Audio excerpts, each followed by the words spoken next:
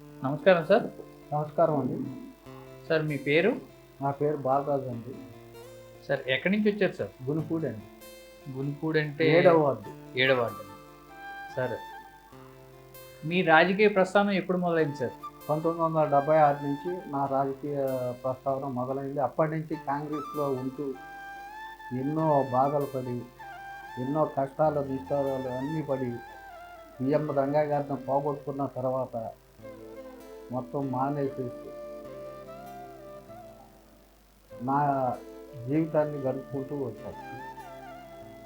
Sir మీకు గ్రంథి ఫ్యామిలీకి అనుభవం అంటే రాజకీయ అనుభవం అన్నా మీతో? నేను చూసినప్పటి నుంచి కూడా గంధి శ్రీనివాస్ గారు ఇంతకు ముందల 2019లో ఆయన గెలిచినప్పటి నుంచి కూడా అభివృద్ధి చాలా బాగా చేశారు. అంతకుముందు 10 సంవత్సరాల అభివృద్ధి మాత్రం ఏమీ లేదు, కుంటుపడింది. అసలు అభివృద్ధి అంటే కనిపించిన పరిస్థితి ఏం లేదు. శ్రీనివాస్ గారు వచ్చిన తర్వాత, ఆయన ఎమ్మెల్యే అయిన తర్వాత ఈ యొక్క అభివృద్ధి బాగా జరిగింది ఈ నియోజకవర్గంలో. అలాంటి వ్యక్తిని మనం గెలిపించుకోవాల్సిన అవసరం ఎంతైనా ఉంది. సార్ ఇప్పుడు కూటమి అభ్యర్థులు ఉన్నారు, ఇటు వైఎస్ఆర్సీపీ ఉన్నారు. వీళ్ళకి ఎందుకు ఓటు వేయాలి, వాళ్ళకి ఎందుకు ఓటు వేయకూడదు?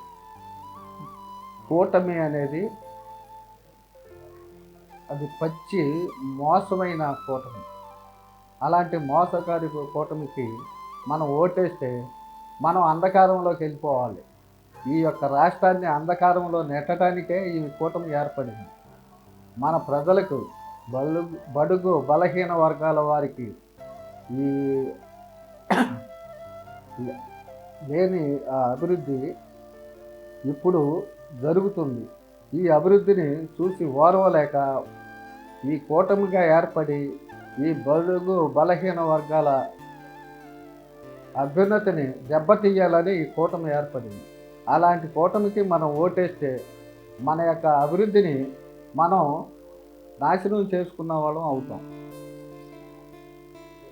అదే వైఎస్ఆర్సీపీకి ఎందుకు ఓటు వేయాలంటారు?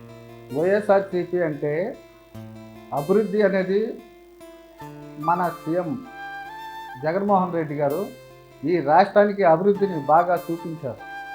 బడుగు బలహీన వర్గాల వారిని మెయిన్గా దృష్టిలో పెట్టుకుని వారికి కావాల్సినవన్నీ సమకూర్చారు. అలాంటప్పుడు మనం మన సీఎం గారికి ఓటేయాలి. అలాగే మన గంధి శ్రీనివాస్ గారికి ఓటేసి గెలిపించుకోవాల్సిన అవసరం ఎంతైనా ఉంది. సార్ 2019 ముందు అభివృద్ధి, తర్వాత అభివృద్ధి, దాని గురించి మీరు చెప్పగలరా? ముందు అభివృద్ధి అంటే ఏముందంటే 10 సంవత్సరాలు ఏమీ అభివృద్ధి జరగలేదు ఈ నియోజకవర్గంలో. మన యొక్క నియోజకవర్గం భీమవరం నియోజకవర్గంలో 10 సంవత్సరాలు అస్సలు జరగలేదు అభివృద్ధి. అభివృద్ధి జరిగిందంటే మన గంధి శ్రీనివాస్ గారు గెలిచిన తర్వాతే మన భీమవరం పట్టణం కానీ చుట్టుపక్కల పల్లెటూళ్ళు కానీ నియోజకవర్గం మొత్తం కూడా గంధి శ్రీనివాస్ గారు ఈ అభివృద్ధి చేశారు. అలాంటప్పుడు మనం గంధి శ్రీనివాస్ గారికి ఓటేయాలి. అంతేగాని ఈ కుల పిచ్చి అనేది పట్టుకుని పీడిస్తుంది. అలాంటిది మీరు గమనించాలి. మనకి గతంలో ఏం జరిగింది, రంగా గారు పోయిన తర్వాత జరిగిన పరిణామాలు ఏంటి? ఆ యొక్క రంగా గారు బడుగు బలహీన వర్గాల వారికి వెన్నుదన్నుగా ఉండి ఆయన జీవితాన్ని రణంగా పెట్టి ప్రజలకు సేవ చేశారు. అలాంటప్పుడు మనం అది దృష్టిలో పెట్టుకుని మన కాపు సోదరులు కంపల్సరిగా వైఎస్ఆర్సీపీకి మనం ఓటేయాల్సిన అవసరం ఎంతైనా ఉంది. అంతేగాని కూటమికి ఓటేసామంటే మనం బలిగొన్నట్టేనని నేను గ్రహిస్తున్నాను. నేను మీ అందరికీ మరీ విన్నవించుకుంటున్నాను.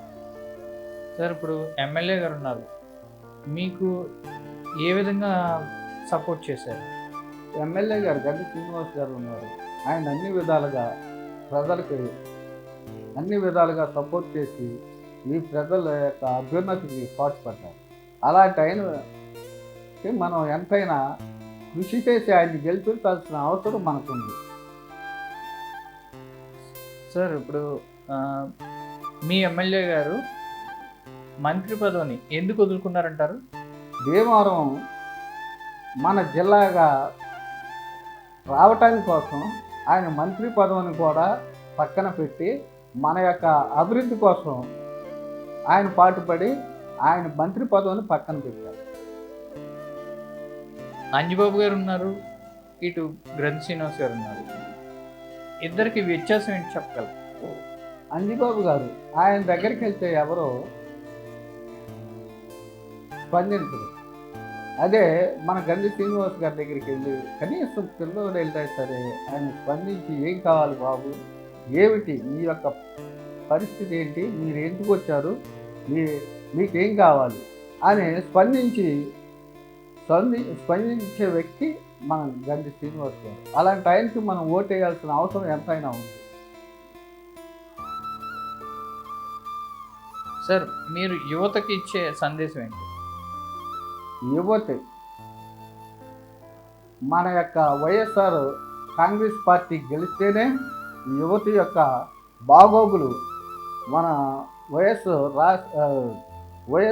జగన్మోహన్ రెడ్డి గారు మీ యొక్క మన యువత యొక్క భవితవ్యాన్ని కాపాడగలరని విశ్వసిస్తున్నాం. Okay sir, thank you sir. నమస్కారం సార్. నమస్కారం.